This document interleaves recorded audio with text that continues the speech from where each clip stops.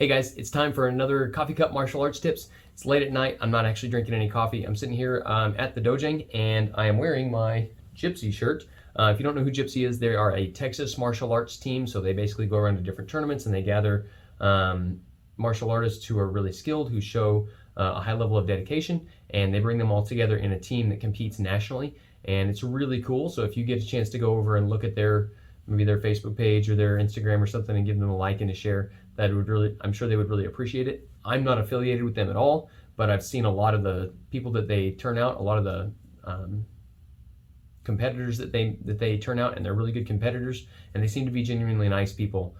So I got this shirt at a tournament that we went to not too long ago. Okay, so I am going to talk today about one of my favorites, if I can find it here. Where is it at? Okay, the Marshall cookie. All right, so these are cool things. The Marshall cookies are some of my favorite things to teach. Most of the time, they're not super applicable for self-defense, okay?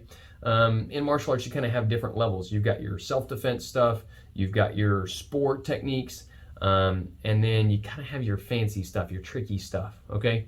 And I don't mean tricking as in like the sport of tricking. What I mean is things like being able to make someone feel like you've taken their energy away, or maybe a really cool technique that's super complicated and you're never going to use it in real life, but it's just neat knowing how to do those things. Those are Marshall cookies, and I like to give those to my students as rewards. So like maybe they've worked really hard in a class, we're down to the last 4 or 5 minutes of class, I'm like, hey guys, gather around and here's a Marshall cookie. Those are the things that make it really fun to train. Maybe you are not a martial arts instructor, maybe you are an instructor in safety, right? This is a topic that everybody loves to study, right? What you can do is you can come up with cookies of your own if you're a trainer to give to your students and say, okay guys, you've been really focused for the last half hour talking about, guardrails or whatever, or something just amazingly exciting.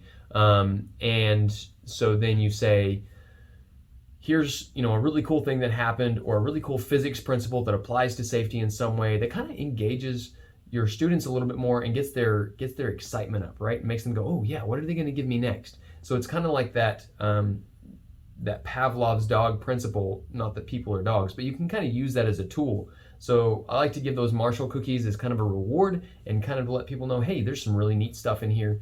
Again, not super applicable stuff, but it's really fun to learn. Maybe I'll post some of those. If you guys want to learn some Marshall cookies, go ahead and let me know down in the comments, and I'll try to maybe film some of those techniques or some of those neat little tricks that you can do, and put them up here and explain some of them to you, or maybe not explain them and see if you can figure them out. All right, guys, so there's another Coffee Cup Martial Arts Tips. Use some Marshall cookies. Keep training, guys. Keep growing. We'll see you later.